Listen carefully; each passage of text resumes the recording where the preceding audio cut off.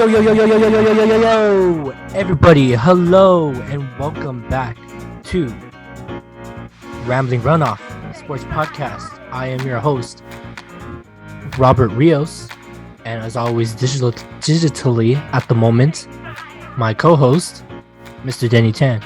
Denny Tan, please welcome our listeners. What's up, everybody? What an aggressive start to this podcast today. Man, I thought something went wrong. I thought we had some connection issues again. What was going on? You hit a little like reverb, like feedback loop there. You malfunction or something, Robert? No.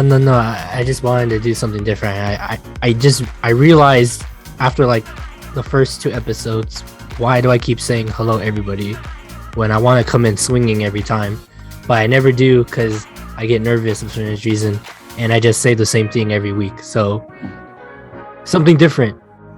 What I say? Let's come up with your own unique catchphrase. You didn't scare me. You kept saying yo, and I was like, he broke. Like someone spilled some water on him. I don't know what's going on.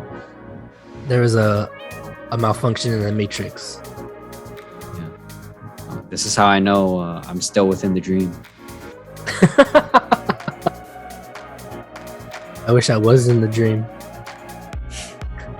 You're trapped forever? How would you know? Because I know. Pinch me, I don't bleed. Actually, no, that's backwards. Pinch me, I do bleed a lot.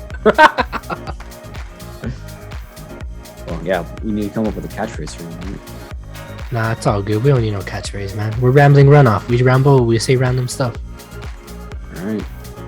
So now every week, Robert will alternate from saying yo, yo, yo, yo, yo, yo. No. And hello, world. No, we're not doing that. We're not gonna do that. But yes, welcome back to the Rambling Runoff. How's your week been, Danny? How have you been? It's been all right. This big project that's going on work is getting a little bit more stressful. We're winding down. We're really starting to get to the last 2 weeks. So there's last 2-3 weeks. There's a bit more pressure. But it's going how it's going, chugging along. How's your week been, Rob? It's been an odd week. I don't know. It just feels weird to me. I don't know. Maybe it might just be some early September fall blues. But yeah, I mean the weather for us has been really strange too. You know, it's been like overcast but hot. There was like a little bit of a shower on the weekend, but it was still humid. And yesterday, Monday there was a fire. Today, San Bernardino was on fire. We're getting some of that smoke. No, yeah, I noticed that. I was like, it's getting really dark. Well, I'm like, not dark, but it got very cloudy. But yeah. I'm like, bro, and then like right now, I'm not. I mean, I already knew. I mean, either way, like the weather's already changing. Like it's getting dark very soon. That's why I realized. But yeah, I don't know. I'm just getting through this week. Hopefully, we all. I survive. But yes, I mean, you know me, doing me. Doing the do. But last week we mentioned it briefly at the end of the show, but Danny, you did it. You made our logo. Congratulations, sir. Thank you. Yeah, we unveiled our new logo. Still having issues uploading, getting a great quality logo on some websites, but let us know what you think. Drop a comment on Instagram or on YouTube. Yeah, let us know what you think. If there's any suggestions, or if anyone's a graphic designer and wants to pro bono submit a free Rambling Runoff graphic for us to use, we're down to check it out. Yeah, I don't think no one's gonna give our free logo at the moment, Danny, unfortunately, unless we know them. You never know. Yes, I know you never know.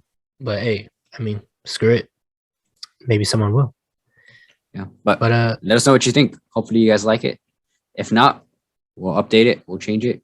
But for now, I think it's a good spot for us to sit at. No, yeah, I like it. I know like you still want to approve upon it, but I think it's good for now, man. Yeah. I was designing it. I was thinking, would this go good on a t-shirt? This is what I came up with. There you go. That's a good mentality. But yeah, I think we have a good show for you today. A little bit of a different speed. Hey, we're Rambling Runoff, a sports podcast. We cover a little bit of everything here.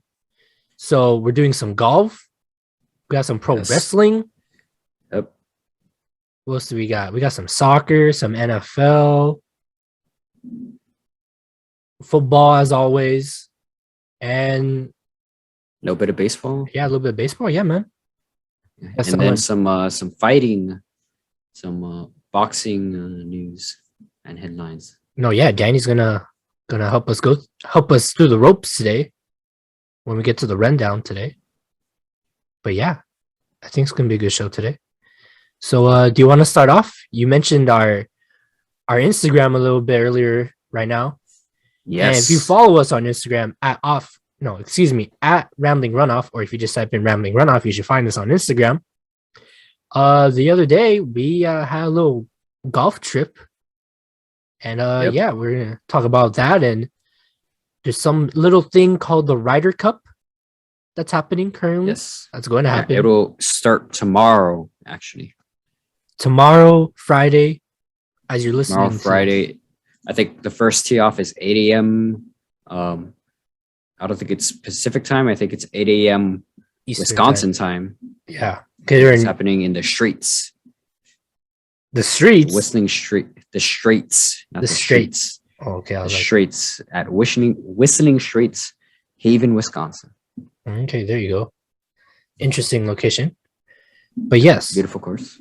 So Danny, what do you want to start with? Do you want to talk about how you suck at golf, or you want to talk about the Ryder Cup first?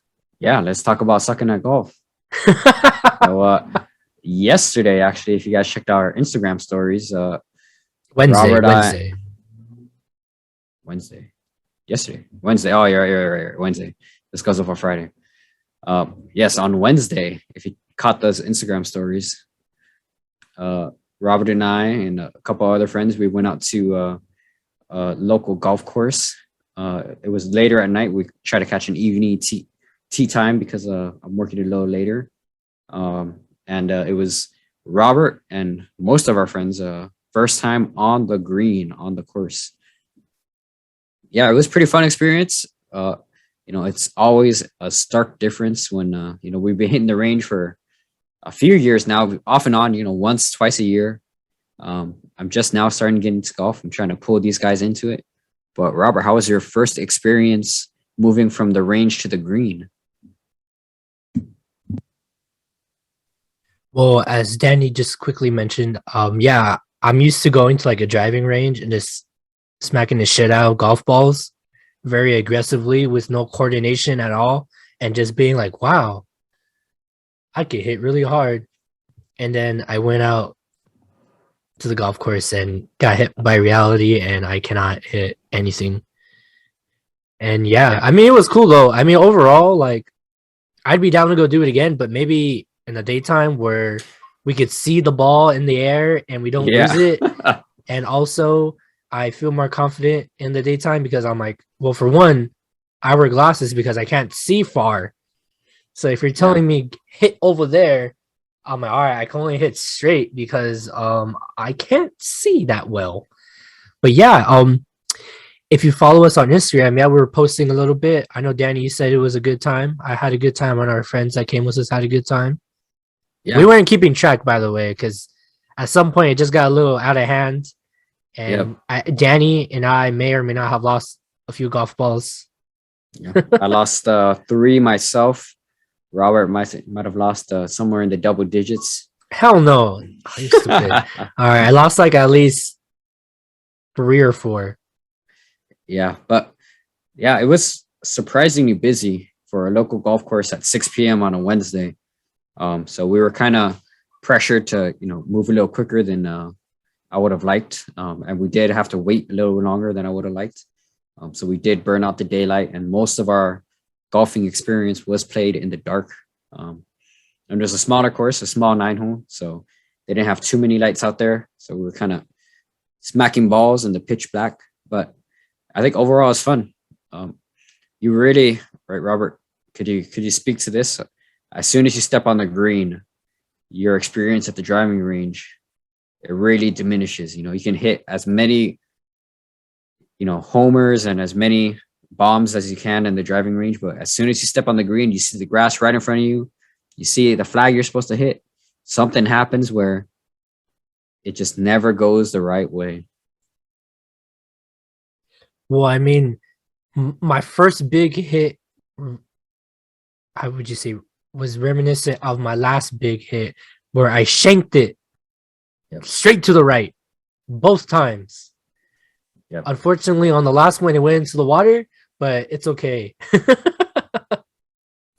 Yeah, at the last hole nine, the hole goes over two small lakes, up a small hill, and you're supposed to land on the green. There were ponds. Yeah, 2 ponds, small lakes, whatever. So it's about 109 yards. Not that far. Not too close either. So you really have to make it over those lakes.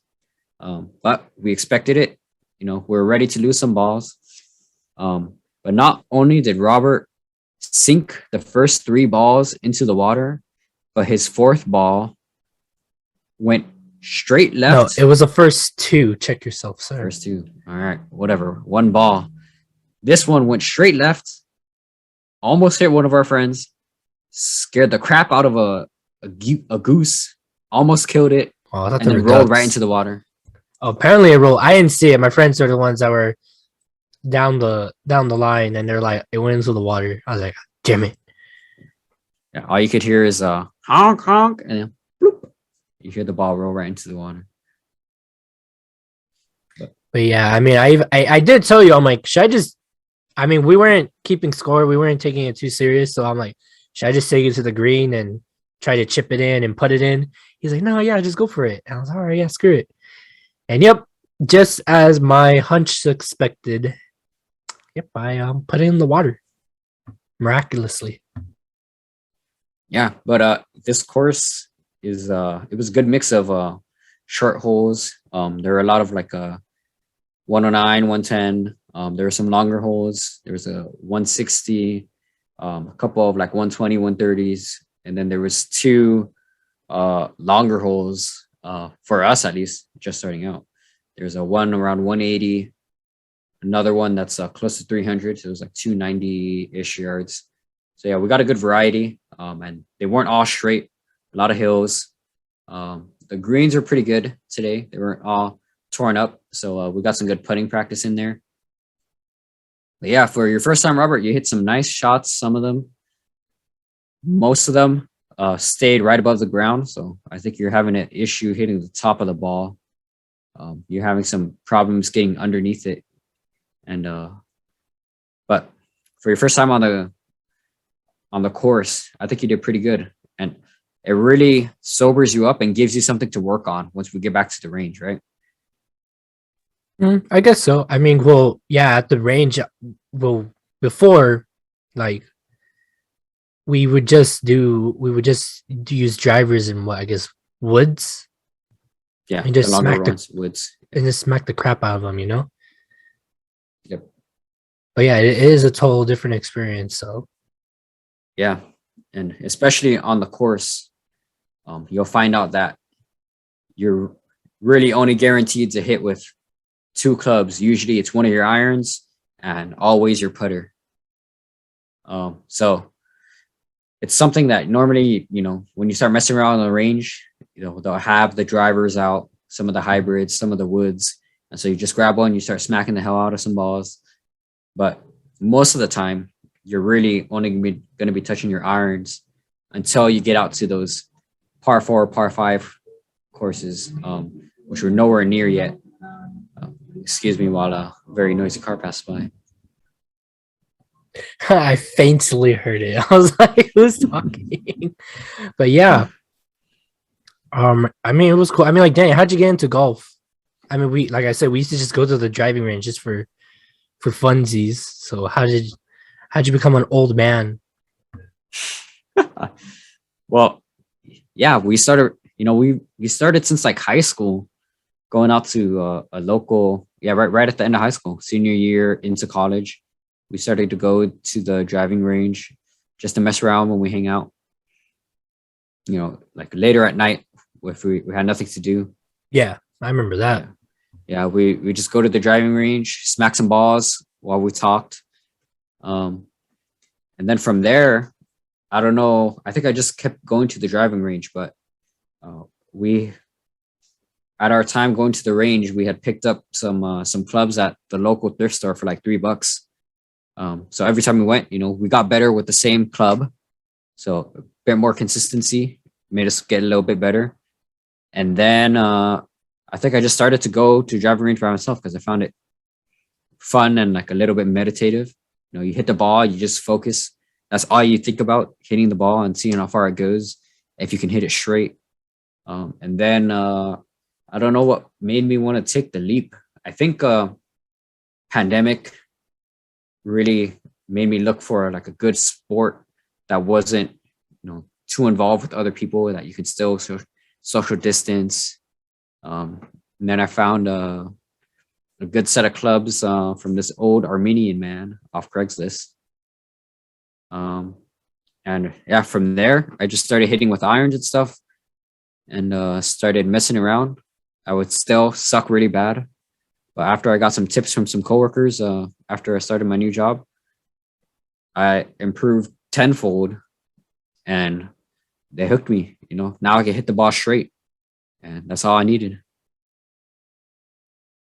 Yeah. So go ahead. I mean, that's good. You found a new craft and you evolved and got better at it little by little. Yeah. And I didn't start going onto the green until pretty recently, maybe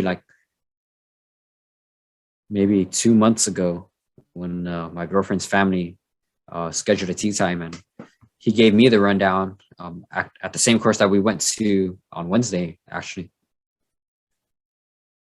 But yeah, I think it really makes a difference trying your best on the green and like putting what you practice on the range really into practice, I guess, and seeing where you can improve, where you need a little bit more work, where you're pretty strong at. It gives you some goals to work on at the range. And then when you get back onto the green, you see if it pays off. If it didn't, go back to the range, back and forth. But yeah, I think, do you think we got a pattern going on, Robert? Do you think we'll be able to bounce back between the green and the range with you or not? Of course we can, but we just gotta go in the daytime. Yeah. where I can see and not lose the ball every 3 swings. Yeah, I think we'll have a better time when it's light out. Yeah, we got to schedule a good time on the weekend. Yeah, I didn't expect us to get so late. I didn't expect us to be so busy on a Wednesday. Anyway, but yeah, maybe we'll play the same course. There's quite a few local courses around us, so I think we have a lot of places to choose from. But yeah, I think we have a scheduled date for the driving range, right, Robert? Pretty soon. We'll see how that pays off. Oh yeah, I mean, we'll see what's up. I mean, let's go down to the bottom floor, and that's probably what it is. I probably think I could hit long because we always go off the top, and they takes longer for them to drop. Yeah, and I think it's just perspective too. We're hitting in that elevated floor. It seems like we're hitting it off pretty tall, but once you get back to ground level, the balls that seem tall are really ground balls that you should be catching. Like line drives. Yeah, exactly. Yeah, but line drive with the iron is a bad hit. No, yeah. I mean, that's why I basically was hitting yesterday. So I think I only had like 2 or 3 good high ones. I think you had a few. I think you had like 5 or 6 nice shots. I think hole 7, you're about 60 or so yards out from the green, and you in between some tree branches, past a tree, you landed right on the edge of the green. So I was like, that was probably your best shot of the night. I mean, I hit the tree, but I hit the branches. But yeah, you hit the leaves, but you went right through with the 8 iron. I think that was your best shot of the night. Oh, okay. I mean, there was the other one I had earlier where I thought I lost the ball. I guess the long one by. Oh yeah. I think that was hole 4 That was like 180 yards or something. Yeah, because I thought I lost it because I hit it a Yeah. second time and I couldn't find it because I thought I shanked it left or right. Yeah, but you made it pretty deep. I think you hit from like 40 yards from the tee, so you still needed 160 yards. And you made it about a good 100 yards. You were 100 or even 120 yards. You were like right on the edge of the green. Yeah. Right at the bottom of the hill. No, but then I think I lost it after that other hit. I was like, oops. Oh, but yeah, I mean, talk about your first time on the green experience, Robert. How did you like it? Other than it being dark, losing too many balls. Well, how'd you like your first? Well, it sucked. There was I think it was the third hole. No, it might have even been the second one. No, it was the third one where I hit the ball 3 times, but I couldn't get it out of the grass because the grass was too long. Yeah. Or even on the second hole, I was in a good spot, but the same thing happened where I shanked it right, directly right. It hit the tree. It went behind the tree. Yeah. I think you're still a beginner too. I think you and our other friend have just some consistency issues that we could work out on the range. He got a good swing near the end of it. But same thing. I think you're both kind of hitting either the top of the ball or hitting the mat or the green right before it, so you weren't getting a clean shot with the club. But that's just something we work out at the range. And I think maybe after a couple of hours hitting a couple hundred balls, I think you'll get there. Even myself, I've been hitting the driving range for a long time. After having my first experience on the course, I'm barely getting consistent hits with the iron. I was trying to put it in practice on the course today, but I think it got too dark for us. No, yeah. I mean, next time, yeah, let's go in the daytime. Yeah. I think it'll be more enjoyable too. But I mean, other than cool, the golf. No, yeah. I mean, it was cool. Yes, it was cool when we went, but it's just, I couldn't see. I was like, dude, yeah. I look up. I would level of difficulty. I would try to look at the ball when I hit it. I was like, dude, I have no idea where this ball went. Yeah, it's already tough enough in the daytime to follow the path of the ball and do your best to estimate where it lands, but in night it's almost impossible. Well, yeah. Next time, buddy. Really quick, other than the golfing aspect itself, which is the only aspect of golf, I think something else that most people don't talk about is you meet some pretty cool people on the course. You're not always isolated by yourself. There's people in front of you. There's people behind you. Are you gonna talk about the guy? Are you gonna talk about the guy? Yeah, we met a few more experienced guys that they seemed like they were just having a fun Wednesday night out. Away from the old ball and chains at home. Yeah. And they're just having a good time, and they started chopping it up with us, chit chatting, and a little bit. Seemed like really cool dudes. No, yeah. So basically, me and our other friend were waiting for Danny because he went to go sign us in, and this guy just walks up to me. He's like, "Hey," I think he just wanted to know if we were next, but he just wanted to do it as a joke. So he's like, "Hey, are you guys next? Because you guys are in the tournament, right?" I'm like, "What?" And as he says that, I'm like, whoa. This is my first time here, buddy. I'm like, I'm not sure. You gotta go ask my friend because I just got here. It's because those guys over there told me that it was his friends. Those guys over there told me that we're going up against you guys. And I'm like, I'm not here for no tournament, but well, I guess. And he was trying to pull a fast one on us. And we were just chatting with him and whatnot. It was some cool guys. They were cool. Yeah, I think that's what I'm learning too. Every time I go, I meet some cool people. Even if they're just trying to pass through, they're really trying to improve their game and whatnot. You always talk about something. You get to know people just a little bit, if not just being friendly. I've only been playing for a little bit, but even at the driving range, you don't really meet a lot of assholes there. Even the people that are just messing around, everyone's usually in a pretty good mood. And if they want to chat, they want to chat. If they want to do their own thing, they keep to themselves. But yeah, I think I caught the golf bug. Maybe I can get Robert to catch the same bug. We'll see. I think we got one of our friends to catch a bug. He's looking into golf sets already. But yeah, next time we'll do it in the daytime. Maybe at a different course. Maybe somewhere else a little bit more scenic on a weekend perhaps. And yeah, we'll get a couple of drinks, live it up, laugh it up, and maybe get a couple pars, a couple birdies, double bogeys. Oh gosh, bro, the only place we're getting pars and bogeys is at the mini golf course, which is the next thing. Yeah, the next thing we got to go to now. Golfland, homie. Golfland off the 60 freeway. In peace. No, yeah, we're gonna go. We're gonna do mini golf too. So only if they let me bring my own putter. Hey, yo, screw it, just bring it. No, I don't think they let you bring it in. I think I remember a dude trying to bring his putter in one time. Who's calling me? No. Oh, that's my fault. Excuse the call. It was the Golf Magazine. They wanted to interview you. Golf Digest. But yeah, I guess we're a golf channel now. No, I'm just kidding. But if you follow all our socials, we follow everything that's sports related. So this is why we're talking about golf. But Danny, do you have anything else to say about your experience playing with the clubs?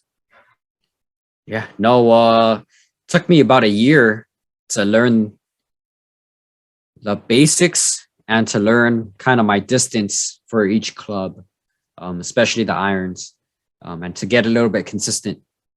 But yeah, I mean, the easiest way to teach somebody and like to show them what the actual range and stuff of your clubs and whatnot, your yardage is actually getting out on the green and giving it a shot.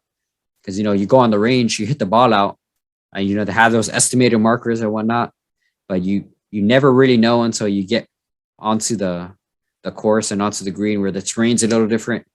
You're actually hitting on grass, and you have some obstacles to avoid. There's a tree over here, left is a bunker, and you're really trying to aim for a flag. I think it's the best experience. But yeah, I mean, we try to switch it up this week, talk about our own experience in a sport that we're trying to pick up. But I mean, to get back as a sports podcast, the Ryder Cup US versus Europe starts tomorrow. The pairings have been announced. It starts Friday, everybody, by the way. Today is, if you're listening. Today, when you're listening to it on Friday. Today. You're right. Sorry, boss. I'm messing up our days. Yeah. Oh, no, it's all good, man. But yeah, Friday, September 24th. Yeah, Friday, September 24th. The match 1, 8:05 a.m. Jordan Spieth and Justin Thomas versus it's Jordan John Ram. Spieth. I don't even watch golf. I know how to say his name. Jordan Spieth. Excuse you. I have a minor in English. I think I know. No, you're not. Shut the hell up. But yeah, we got some notable people out there. John Ram, Jordan Spieth, and Sergio Garcia. I know Phil Mickelson is one of the vice captains of the USA team. Yes, I think he is not scheduled for tomorrow. I think he might be in one of the foursomes. Mm-hmm. But we have a lot of the top dogs, both in Europe and US. Justin Thomas and John Ram, the top players in their respective countries or denominations or whatever you want to say. Mm-hmm. Who's notable? Do you know who's like notable on the European team? John Ram, number 1 player. Rory McIlroy. He's scheduled for match 4. I forgot about Rory. I haven't heard his name in a while. Yeah. Matt Fitzpatrick. Sound familiar? Yes or no? No. He's another notable European player. Can I like give my quick experience with golf real quick? Go ahead. Golf is like not that I hate on it. Golf is like one of those things that you have to go and do to enjoy it sometimes, or you have to be there. Yeah. Like watching baseball or soccer. Like you have to be at the event. Like it's a hard to watch TV thing. Like you have to really, really enjoy it to watch it on television. Like golf to me for a long time was like that extra sport that was on Channel 4, Channel 2 for no reason. Yeah. It still is that to me. Yeah, a little bit. And like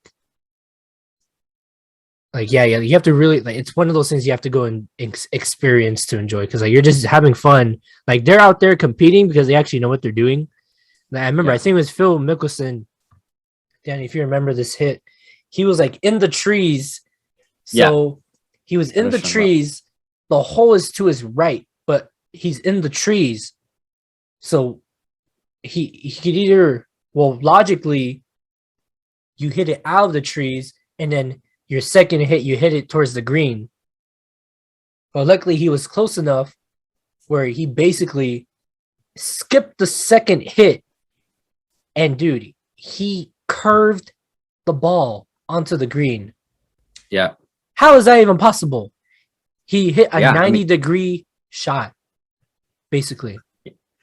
Yeah, that's, I'm just learning to hit the ball straight, but all those techniques, doing a fade, curving your ball with your iron, even chipping and putting backspin and stuff. Those are like the very basic things that I still haven't even begun to learn. I'm just learning how to hit the ball straight and trying to work on my putt. But those are like the high level things that when you really give golf a try, you really appreciate, even though it's really slow and watching on TV. If you watch any of those highlights, all of those pros, every game of golf, they have one of those like miraculous shots where they hit way far. The first shot off the tee goes way far left, way far right. They're in the trees. And then they hit a perfect shot to land it onto the green or right next to it, missing a bunch of people because they're already surrounded by a bunch of spectators. And they land as close as possible to the flag. And you think, whoa, they got all the trees, whatever. But try to do it yourself. Even if you have a little bit of dirt, it really makes hitting the ball a lot harder. And then putting all those obstacles in the way, it's kind of a miracle that they do what they do. But it all comes with experience, and that's what makes it all the more impressive. But yeah, that's why I kind of want, I remember seeing the Ryder Cup like a couple years ago. I mean, that was when Tiger Woods was still playing, but I didn't know they have what is this, 4-ball, foursomes, singles. I mean, I could read them off for you because I'm pretty sure some of our listeners aren't golf savvy either. So if I'm looking at this correct, they play 3 type of competitions, tournaments. I don't know what you want to call this. They play a 4-ball, foursomes, and a singles. And the 4-ball, each member of a 2-man team plays his own ball. So 4 balls are in play on every hole. Each team counts the lowest of its 2 scores on each hole, and the team whose player has the lowest score wins the hole. If the low scores are tied, the hole is halved. I don't know what that is exactly, unfortunately. The next thing they have are the foursomes. Each 2-man team plays 1 ball per hole, with the players taking turns until each hole is complete. Players alternate hitting tee shots, with one leading off on odd number holes and the other hitting first on even number holes. The team with the low score on each hole wins that hole. If the scores are tied, the hole is halved again. And then they have a singles in which the match features 1 player from each team. The player with the lower score on each hole wins that hole. If the scores are tied, the hole is halved. But if you're wondering how is this all added up, they get points. So each match is worth 1 point, which with matches ending in a tie, worth half a point to each side. The first so I team, think when you said halved, you mean tied. Halved. Oh, halved. Excuse me. Sorry. It's HALVED. Yeah, you cut it in half. So if the score is tied at the end of the hole, each team just gets half a point. Oh, okay. They split it. Okay, that makes sense. And continuing with the scoring format, the first team to reach 4.5 points wins the Ryder Cup. If the matches end in a 14-14 tie, the team holding the Ryder Cup retains it. Okay, that seems kind of odd. Yeah. So this year, 2021, Europe is holding the Ryder Cup. So if that happens, Europe retains the cup. Interesting. I mean, kind of makes sense, but it doesn't make sense. Yeah. I mean, it'll be interesting to see. In the first foursome, in the first four matches, there's a lot of heavy hitters on the U.S. side. Xander Schauffele, the gold medal winner in the first U.S. Gold win of golf in the Olympics. He's going up in match 4. Colin Morikawa, one of the youngest rising stars in the golf world, is going up in match 2. Yeah, it'll be really cool to see. I won't be watching. I will be watching the highlights. I can't stand watching the entire broadcast, but it'll be a cool thing to see and to follow. If you are interested in watching the full broadcast, it's a total of 3 days. And yeah, 3 days of matches that consist of a total of 28 matches, each of which is worth 1 point. There are no extra holes in the Ryder Cup matches. Should the sides be tied after 18 holes, each side earns half a point. So, yeah. Another note, I guess I would like to read this because I don't know what this is. Unlike stroke play, players don't have to complete each hole in match play. If a player concedes a stroke, almost always a putt, to his opponent, the opponent picks up his ball, takes the score he would have made on the next stroke, and moves on to the next hole. Danny, did you understand any of that? Nope, but we'll pretend I did, and let's just move on. Well, yeah, so yeah, the Ryder Cup. I mean, yeah, like I do recall it. The one time I did see it, it was only because it was on ESPN, and it was very early in the morning. I was getting ready for school. That was many years ago, by the way, and I believe the USA lost. Yeah, I mean, sounds about right, you know. But this year, according to FanDuelSports.com, Team USA is favored to win the cup over Europe.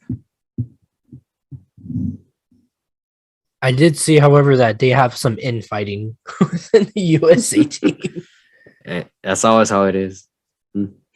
I suppose. I guess it's a I'm better than you thing, even though we all played the same. Yeah. I mean, for such an individual sport, too, I think that's always how it happens. You know, they don't normally play in these team settings. No, yeah. I mean, I guess like you're so used to playing by yourself now, you gotta play on a team. I mean, it's cool. I mean, because like it's golf. Like, what's like the equivalent to the World? Well, I wouldn't say this is like the World Cup, but it's only two. I mean, this would be like the Gold Cup in soccer, right? I get. Because Well, it's I mean, a kind of regional. yeah, It is like partially international. yeah. That's what. Well, you can say this is a geographic competition. It's the Americas, well, the U.S. team against the Europeans, which is a collection of different people. So there you go, buddy. Yeah. But even though we won't be following the Ryder Cup too closely, please follow our golf career a little more closely. We'll be catching you guys up as we progress or degrade, and we'll see how we do. We'll see if Robert catches the bug. We'll see if I give it up after getting frustrated. I will, however, say make sure you follow us on Twitter. I'll be looking in. I will be posting about that. I might not be giving my opinion. I'll just be probably retweeting. Maybe I'll be commenting on posts. But yeah, we'll be doing some golf coverage this weekend, I suppose. Yep. Because why not? As well as covering our own asses at the driving range. And you can catch me swinging and missing. Again. That was 24/7. That's you on and off the course. Oh, whatever. Shut up. Put them. Talking about slams like I just did on your ass. Bruh. What do we got, Danny?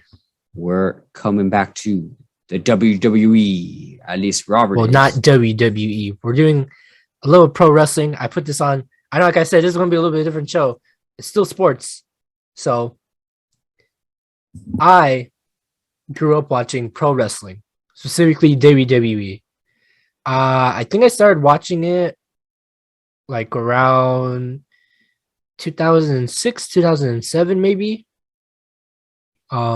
I grew up watching Friday Night SmackDown because at the time I didn't have cable. So every Friday night on channel 13, I'd watch wrestling. And my favorite wrestlers, Rey Mysterio, Jeff Hardy, John Cena. People that I remember from like Friday Night SmackDown specifically, you had Batista, you had The Undertaker. Kane. Oh, he was on Raw, bro. Oh, my bad. But yeah, I mean, eventually Kane. Yeah, I mean, this is like later on, but yeah, that's what I grew up watching. I mean, as a kid, like, yeah, I enjoyed it because, like, these dudes like jumping off the corner of the ring, the turnbuckle, jumping off cages, jumping off ladders. Okay, so I like the jumping aspect. I like the risk it all for everything. I mean, like, of course, everybody watched wrestling, but everyone knew it was fake. I mean, I kind of was like, as a kid, I was like, no, it can't be. But little by little, I was like, all right, that looked kind of sus. I was like, all right, this is fake. But it was still entertaining. So I was like, I grew up, I think around the time, like middle school, that was when I was like really into like every sport that ever existed. So instead of watching Monday Night Raw, because eventually I did get cable, I would watch Monday Night Football.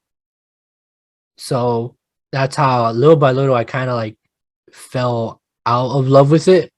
Like I had gone to events. I used to watch the pay-per-views. I believe the first event I did go to, however, I wasn't into wrestling yet. I had family members that were. And we went because I would play like the video games, at least. And like, I think I forgot what it was exactly, but I believe someone was getting married. I think Kane was going to marry. Oh, backstory. Kane was going to marry this woman by the name of Lita, I believe. I think she was in real life also with Matt Hardy, excuse me. So for show and for reals, they were together, but eventually they split. And I think what it was, Matt Hardy tried breaking up the wedding. And then Kane didn't appreciate that, which FYI, all weddings in WWE never end well. And Kane chokeslammed Matt Hardy through the tables off the side of the stage. And the end. That's how the show ended, everybody. And that's like my first memory of like going to an event. I remember there's one time we went to one at the Honda Center. And that one was dope, I believe. So the way wrestling works when they do Monday Night Raw and they do the tapings, there's the taping that you see on the broadcast, and then they do like extra stuff before and even after the show. So, they start out the show, hype, they close the show with like maybe a happy ending. And I remember I got to see Rey Mysterio for the first time in a tag team match with Batista. I don't remember who they fought, but they won the match, and dude, it was freaking amazing. But yeah, just like little by little, as my priorities changed, I couldn't watch it and enjoy it.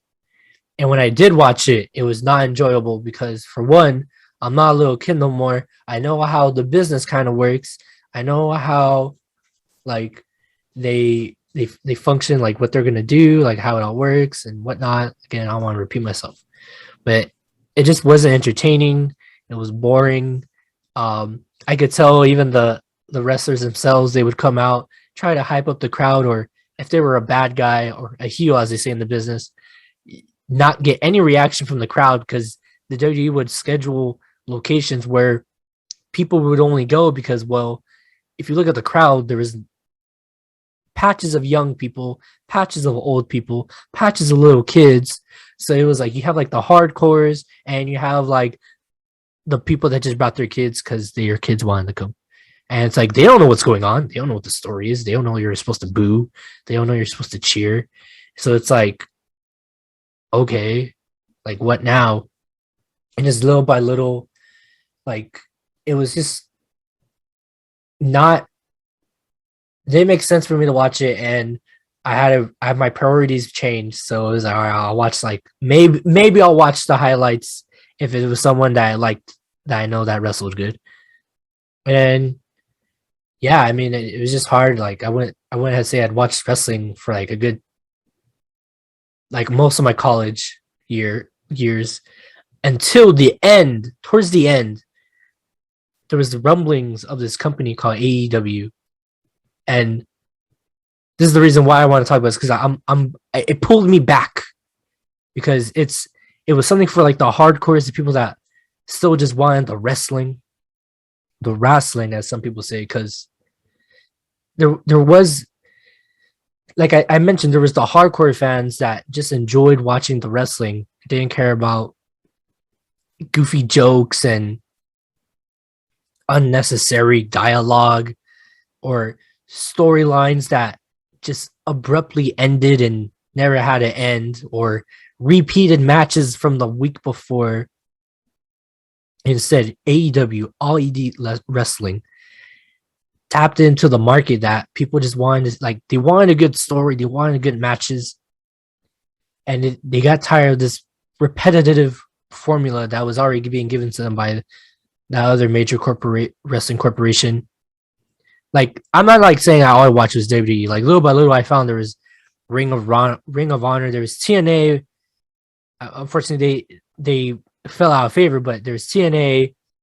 There is New Japan Pro Wrestling, which I got to catch every once in a while. Got to catch highlights, or if it was on cable television for some strange reason, I watched some of those matches.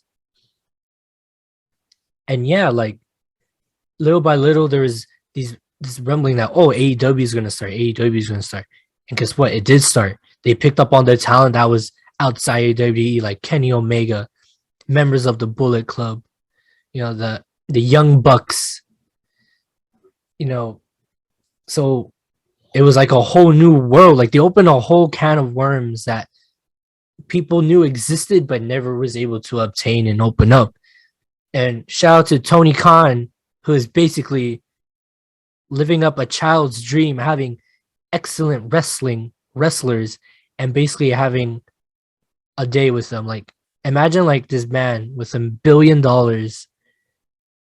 can play with very expensive toys, if that makes any sense. And like I've never gotten to watch Kenny Omega wrestle because he was in New Japan. Like there was no WWE had no interest in picking someone up. Well, not they don't have no interest, but they already have heavy hitters in their company, so they had no interest in picking up someone that was already another heavy hitter that may or may not be interested in their formula of wrestling.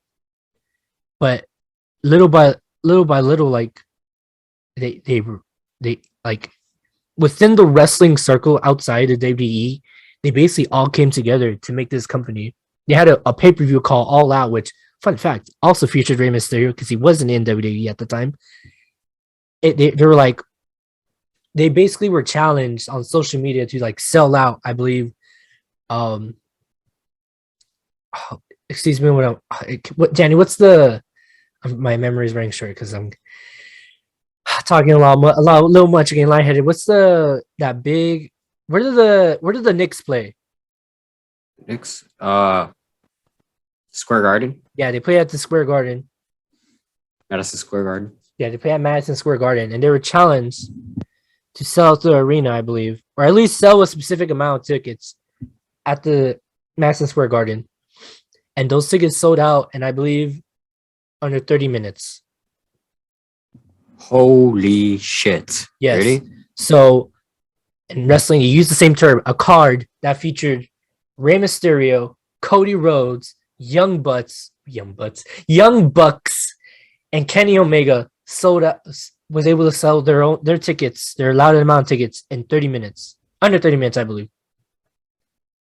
Because people said they couldn't do it. And yes, I also felt Cody Rhodes, one of the other heads besides Tony Khan, to be leading AEW, who also works for the promotion, was able to spearhead this new top flight wrestling company in the United States to where it is now, which it's been doing well They survived during the pandemic. They just stayed in one spot. They stayed in Florida, I believe. You know, light crowds. They were able to have some crowds. And dude, best wrestling I've seen besides whatever other matches I've seen in WWE.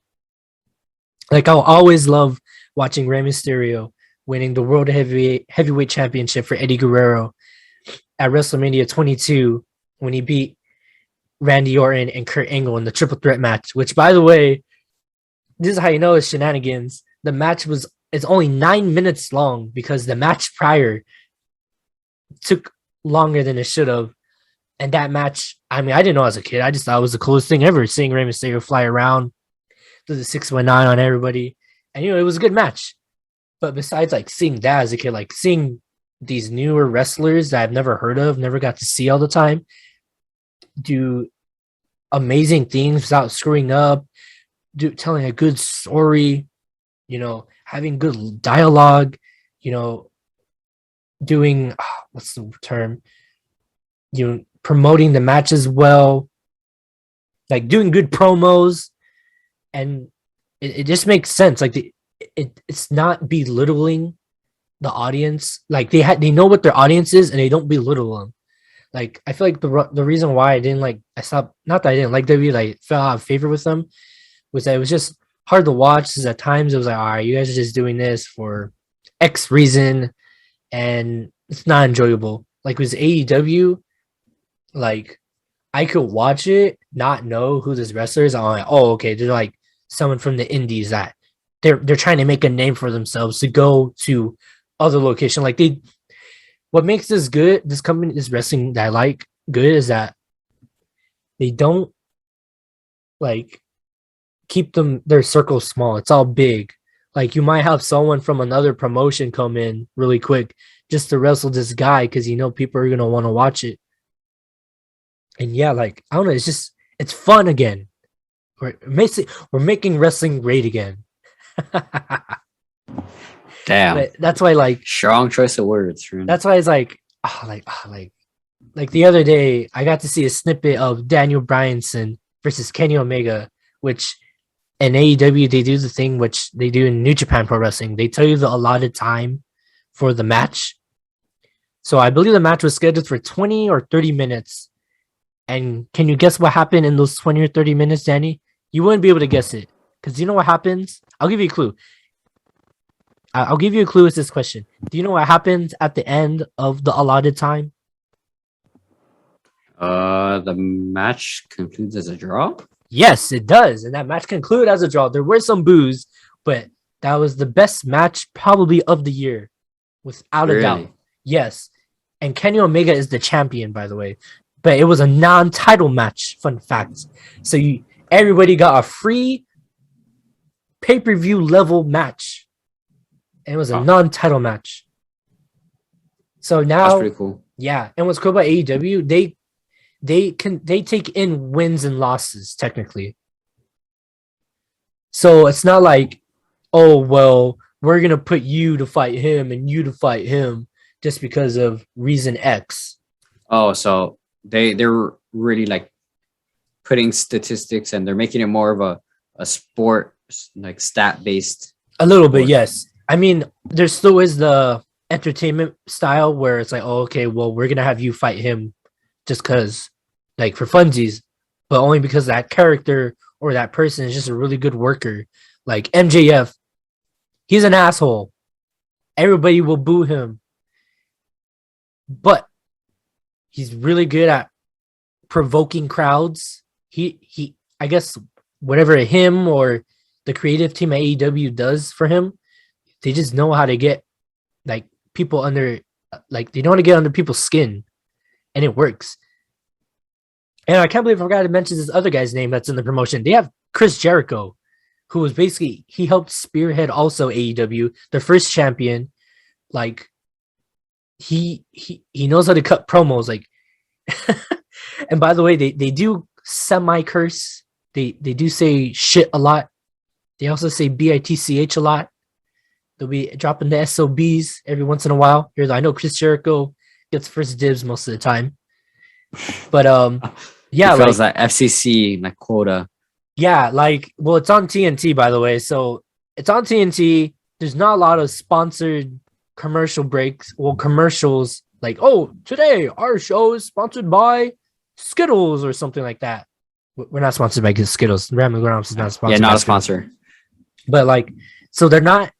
Like I said, they know who their audience is. So it's not like, oh, well, we can't show blood or we can't say these specific curse words because of reason A, B, and C. Like, we're going to do our show the way we want to do it because we know people are going to come because they like the way we do it. So that's why it's been really enjoyable to watch. I mean, I don't know. I'm not trying to promote AEW in any way. I'm just trying to explain that these are the reasons why I like AEW. And it's funny. Yeah. It's fun. It's entertaining. And another cool thing, like they although it's not the perfect formula yet, they promote the hell out of their women's wrestlers. Like, they don't belittle them in any way. Also, not that WWE does that, because they've also have done a great job in promoting their women's wrestlers, but AEW does they do a great job also. Chris Statlander is probably my favorite girl wrestler. I haven't even said any of my favorite wrestlers in this company yet. I'm getting to my favorite women wrestler. Yeah. And she's great. Britt Baker, DMD. Fun fact, Danny, she's actually DMD because she's actually a dentist on the side. That's funny as hell. Like, people are like, why are you guys using her real job as a gimmick? Well, because back in the day, that's how it was. Yeah, you would have Repo Man. Wait, he doesn't actually repossess cars? Oh man, like now you can just do that. Like, that works. Like Chris Jericho, people sing his entrance song. And fun fact, he sings his entrance song because he has a rock band. So people will sing, like, they'll cut his music.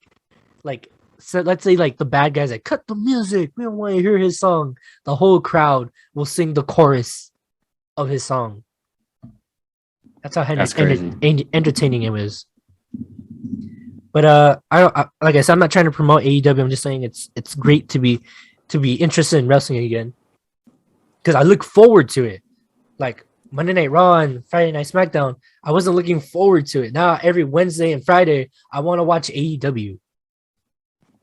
That's awesome that they reignited your passion for. Yeah, I know. Like, dude, they picked up CM Punk and Bryan Danielson, and they just picked up Ruby Soho.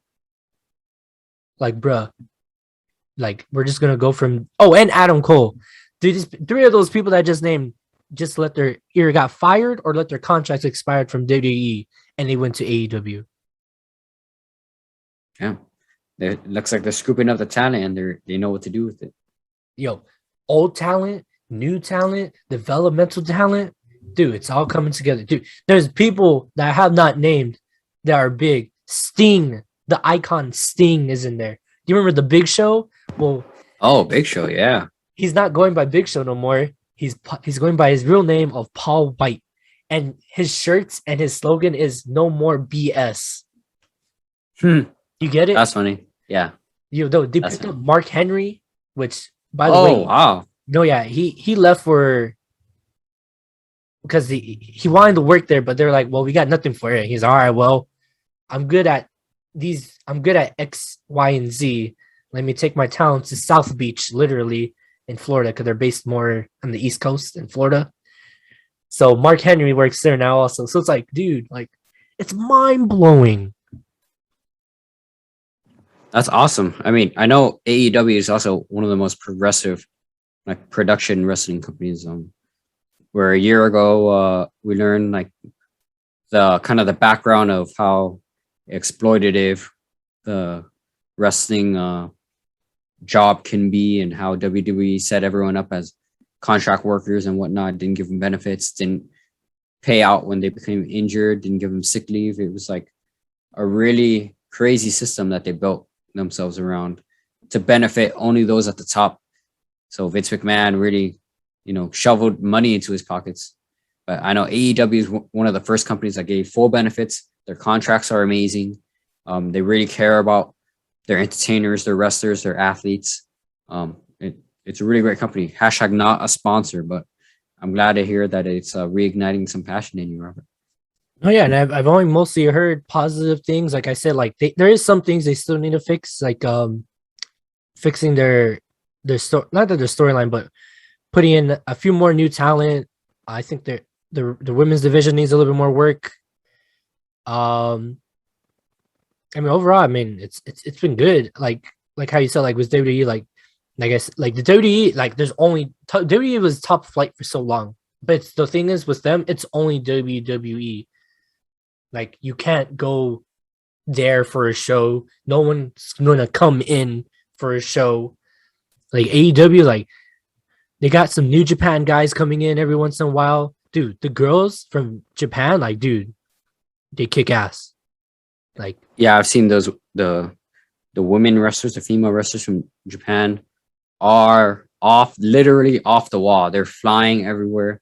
They do some of the craziest stunts I've ever seen, ever performed inside it or outside of the ring. no, yeah, like it's I don't know, like I know we gotta wrap this topic up, but yeah, like it's been a good time. So if you have any time on Wednesday on the Pacific Coast at 5 p.m. on TNT, go watch some AEW.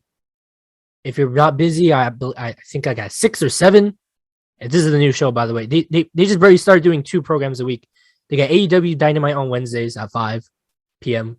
Pacific time, and then on Fridays they got their hour block of AEW Rampage, which is also interesting to watch. But another thing too is like they don't hide the fact that they're wrestling. They're like, "Oh, you're a mark," or "Oh, like you don't know how to do promos. You suck." Like they call out, they point out wrestling flaws. Like Yeah. like So they're a little meta with it. yes, like they break kayfabe. Yeah, Like we know Kenny Omega, he's a jerk, but on the show. But I'm pretty sure if you go get an autograph with him, like he's a nice guy.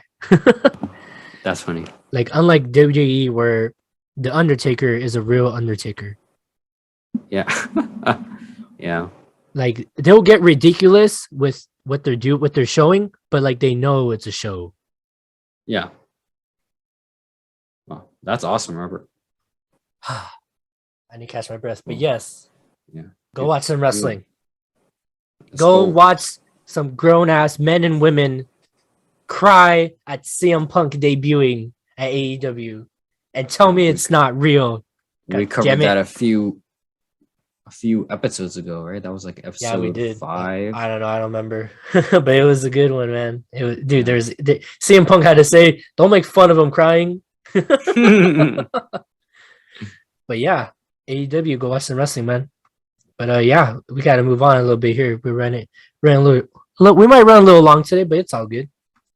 But yeah, what else we got on the schedule, Danny? Can you run us along real quick as I drink some water and catch my breath? Yeah, like 2 seconds. Up, we've got a little bit of some NFL talk. Robert got to watch a few football games. I'm a little busy at work, so I haven't been able to catch up with sports too much. But yeah, it looks like in our notes here, you got to watch the Saints versus the Panthers, Packers versus the Lions, and the Raiders. You want to chime in on this, Robert? All right, here we go. I'm ready. So yeah, there's a lot of good games. I mean, I want to say interesting games because some of these games are sus. In regards to, I mean, it's no secret that I like the Saints, but damn it, these Saints cannot catch this break. First, unfortunately, the stadium gets flooded. Then recently, the stadium catches on fire, which there's a photo out there of a man on the roof trying to put the fire out. Which the stadium is safe now, to my knowledge. They had a painting accident apparently. And this past Sunday, they get donked by the Panthers 26-7. How is that possible? I do not know. The Panthers, they got former USC / Jets quarterback Sam Darnold at the helm. It was just weird because they beat the Packers last week. They beat the Packers the other week. And now you guys come out here and lose like that?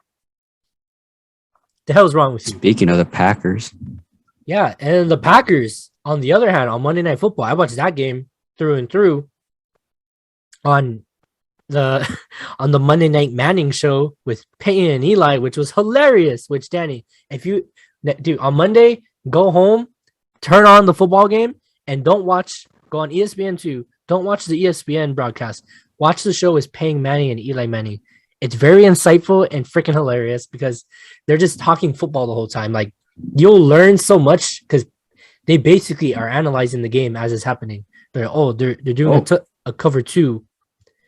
They're like they'll do interviews. Like they had Brett Favre, Rob Gronkowski, and they had Pat McAfee. Who, I mean, the game ended 35-17. The Packers bounced back against the Lions, and they were talking to Pat McAfee, and he was just talking like stories. He was it's good. It's entertaining to watch. I believe. Well, sounds like they're doing a live podcast while the game is going on. So they're broadcasting over the game, giving some like quick commentary, but also some insightful background and some fun stories. Oh yeah, I don't know. Like I was on Twitter. I was like, all right, where people's 99% of the feedback is positive on the show. I was like, all right, what are people saying about Pat McAfee? I saw one guy like, get him off the show.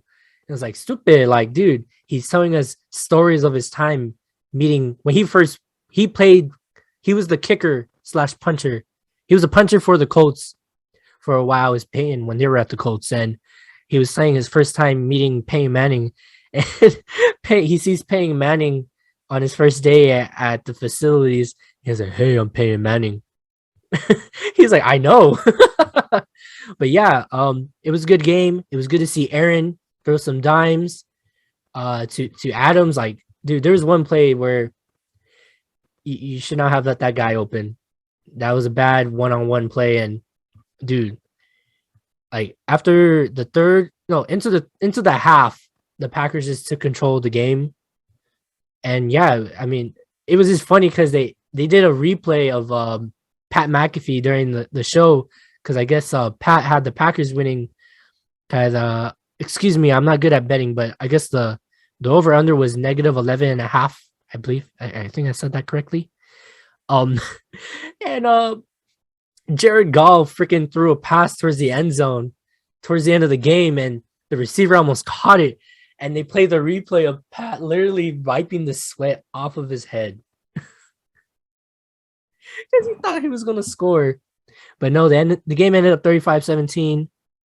Rodgers went 22 for 27 in his passing. He threw for 255 yards and he had 4 TDs.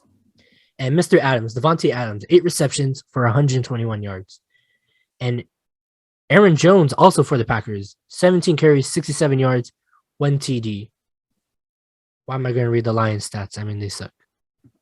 Have not had a winning season in a very long time. But hopefully with Goff now, they kind of pull it together. But they are now 0-2, and the Packers are 1-1.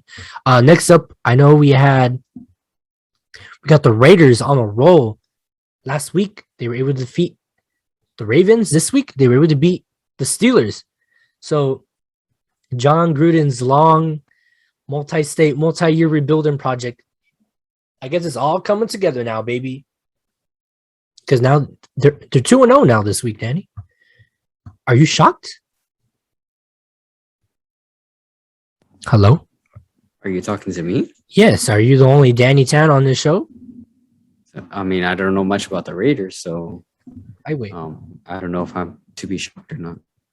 Well, I mean, there's no reason not to be. I mean, to be. I mean, to. Yeah, right. I don't know. That's why. Anyway, sorry, an ad played in my background. It scared the crap out of me. I don't know why. I'm looking up the scores again just to be sure. Yeah, 26-17. Raiders beat the Steelers convincingly because I was also watching this game back and forth because it was on Sunday. And, the score was 3-0. Then it was 6-7. Steelers were on top for a bit. Oh, no, excuse me. It was 9-7. Raiders were on top. And it was a close game. I was like, all right, whatever. But going into the third, the Steelers went blank, not scoring. But the Raiders scored a touchdown. But it was already too little too late for the Steelers to score. They scored 10 in the fourth but the Raiders also equaled them 10. So the score, obviously, 26-17. And Derek Carr, 28 for 37, threw a lot, 382 yards, 2 touchdowns. But yeah, I mean, good on them. I mean, usually when you move to a new city and you get a new stadium, you want your team to win. And that's what the Raiders are doing. And guess what? You know what their old motto is, Danny? What is it? Just win, baby. It is what it is, and they did just that. And another good game that went on, Minnesota versus the Cardinals. Minnesota missing the last second kick for the winner. So the game ended 34-33. And I'm going to point out in that game, the commentator for that game, dude, he got too hyped for that kick. He thought it went in. So all you hear is, and the kick is good. And then I think the other guy was like, nope, he missed it. It went wide right. And all you hear is, you got to be kidding me. Because he thought he made it. It was hilarious. Must have been a good game. Well, it was a good game because the score ended 34-33. If the Vikings would have made that kick, they would have won the game. But yeah, last second field goal miss. Kyler Murray, quarterback for the Arizona Cardinals, went 29 of 36. Pretty good. 400 yards with 3 touchdowns. Rushing for the Vikings, I would like to just point this out. Dalvin Cook, 22 carries, 131 yards. That's pretty good. And what other game we got on here that we got to point out? Oh, and the Ravens also put off an upset. I guess you consider that. Ravens beat the Chiefs 36-35. You know, they lost last week to the Raiders. They're also looking to have a good season with Lamar Jackson. Let me see. What can I point out here that's good very quickly?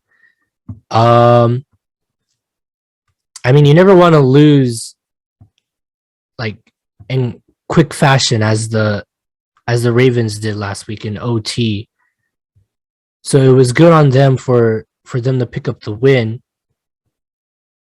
And my memory is going blank. No, here we go. Fuck. I don't even know why I'm blinking. I'm sorry. I'm getting a little tired now, if you can tell, Danny. Patrick Mahomes, although probably took the better. I mean, they played well. The Ravens played well, but Patrick Mahomes went off again, 24-31, 343 yards with 3 TDs. And you want to know who took the rushing highlight of the game? Who? Lamar Jackson, 18 carries, 107 yards for 2 TDs. 2 quarterbacks competing against each other in two different statistics. How is that even possible? That's a good-ass quarterback, friend. No, yeah. Yeah, Lamar Jackson leading the Ravens over the Chiefs, 36-35, finally. And just to point out for this next week of games, I'd just like to point, I don't know why this game just calls to me. Washington and the Bills. The Bills have been playing well. I've been told multiple times that the Bills are going to play well, even though I don't think they're going to play well. But apparently they are. They're going to play. So Washington is going to play the Bills. They're both 1-1. Look out for Josh Allen to have a good game. I don't know, something about Washington. Washington has a decent season last year. They might make a good playoff run this year. Another good game that I think will be good would be the Bucs and Rams. The Bucs and Rams are both undefeated. So you're going to see Tom Brady versus Matthew Stafford. That game will be at SoFi Stadium in Inglewood. And the last notable game I like to point out, and just by the 2 names of the teams themselves, Monday Night Football, Eagles, Cowboys. That's always a doozy of a game. Good rivalry matchup on Monday, Danny. Danny, I'm telling you, go to Monday Night Manning, ESPN2. I don't care if you watch the last hour of the game. Just watch it and hear them speak knowledge. Okay. But yeah, actually, we forgot to say that was the warm-up. You didn't even say the warm-up. Now we're going into the rundown, by the way, everybody. It's more like the cool off now. We're running a little long today. Yeah, just a tad. Hey, man, we did a little story time today. Stories ran a little long. Yeah. But yeah, we're in the rundown now, Danny. Are you ready?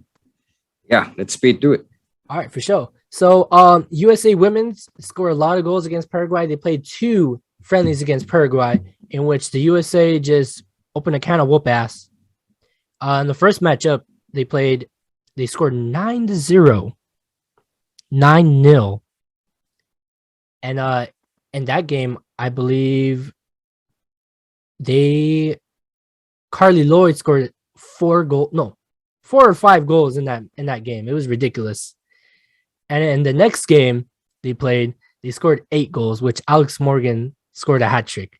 So I'm like, bro, but I just like to comment that once again, although they played well, and you always want to see a high scoring matchup, what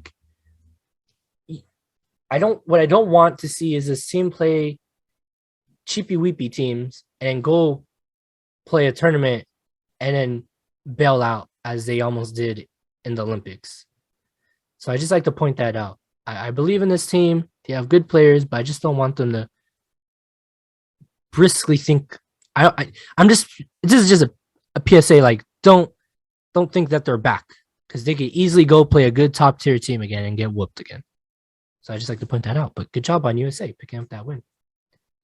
The San Diego Padres have found themselves in some trouble in the playoff race. They're trying to get into the playoffs through the wild card, because the NL is mostly wrapped up. NL West is either going to be won by the Giants or the Dodgers.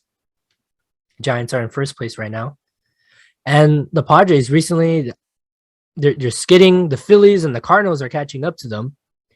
And they had a little bit of a scuffle in the dugout where Manny Machado and Fernando Tatis Jr. started yelling at each other. And I guess Tatis just upset with himself with the way he's been playing. Machado had to reorganize his brain. So, hey, man, it's not all about you. It's all about the game. You play baseball.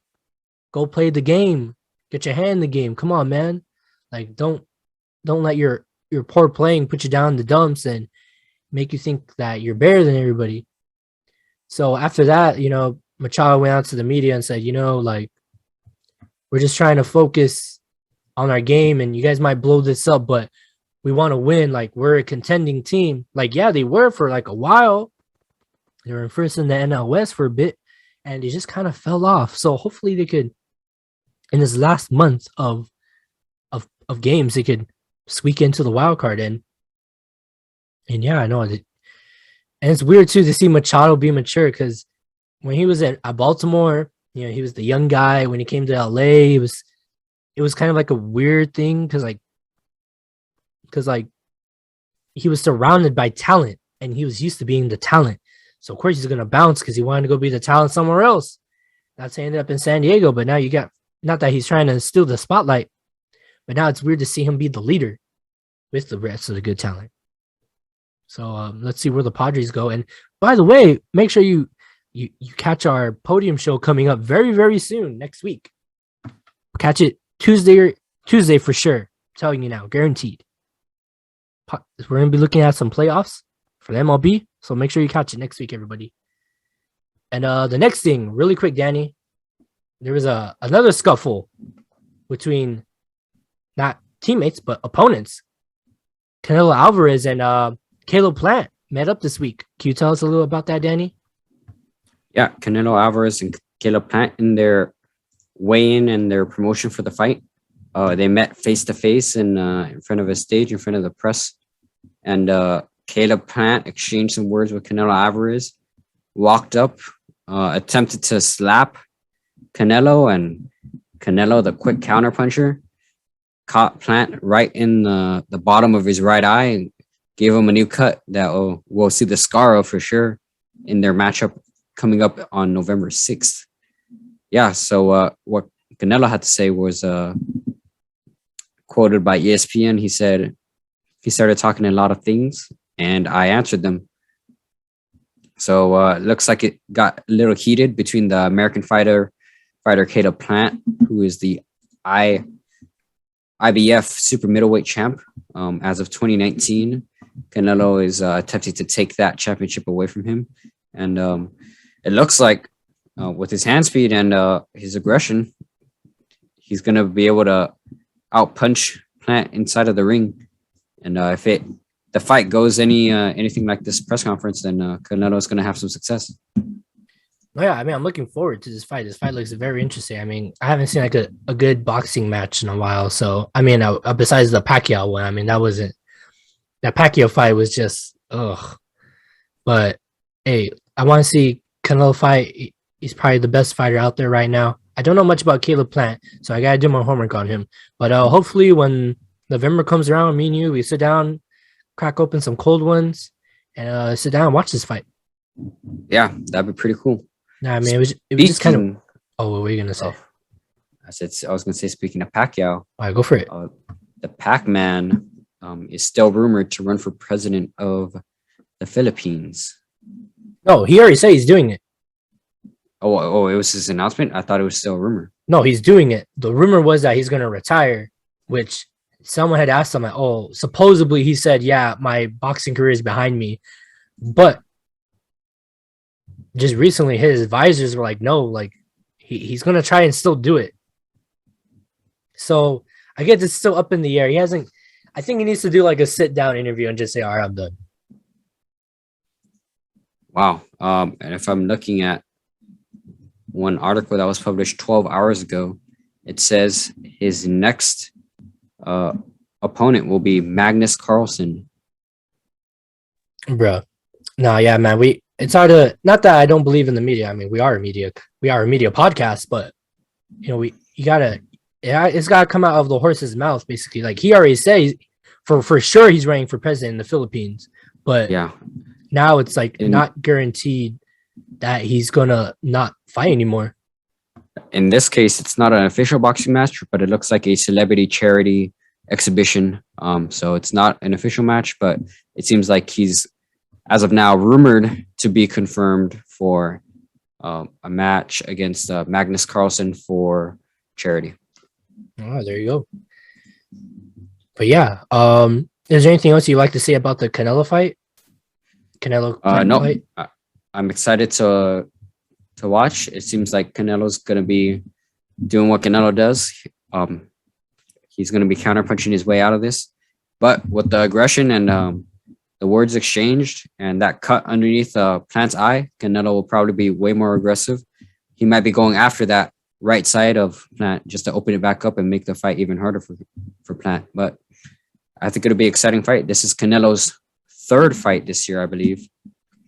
Oh, okay. So yeah, I mean, you don't gotta go into detail about it now. We'll do a full run through. We'll do a full maybe we'll do a podium before show. and the week after. Maybe we'll do a podium show. You want to do a podium show? What you got? Thank y'all for listening this week. Yeah, we got to start wrapping it up. Here we go. Here's the music. We're running a little bit long. Music starts now. Thank you for listening. If you're watching on YouTube, please don't forget, like and subscribe. Drop a comment below. Any feedback is good feedback for us. If you're listening to us on Spotify, please give us a follow. If you're listening on Anchor, please do the same. If you're listening to us on iTunes, please, it would help us out a lot. Give us as many stars as you want. 5 stars would be preferred for us, but please just leave a review and let us know what you thought of the podcast. No, yeah, I mean, apparently we're on all listening platforms now. I didn't know. I set it up. I myself, Robert, set up everything, and I guess not that it was bad, but we're on a good amount of listening platforms. So yeah, go Spotify, Apple, Google Play, Google Podcasts. So thank you for listening to us rambling on sports. I really appreciate it.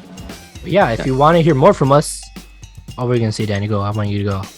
No, exactly what you're gonna say. If you want to hear more for us, you can find us at Twitter @OffRambling. Yes, and find us on Instagram @RamblingRunOff. Yes.